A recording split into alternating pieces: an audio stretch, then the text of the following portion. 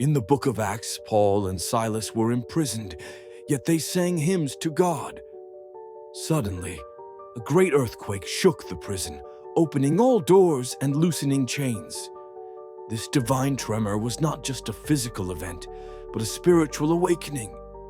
The jailer, witnessing this miracle, asked how to be saved. Paul replied, "Believe in the Lord Jesus, and you will be saved." This story teaches us that faith can shake the foundations of our lives, freeing us from bondage. Even in the darkest cells, hope and redemption are possible.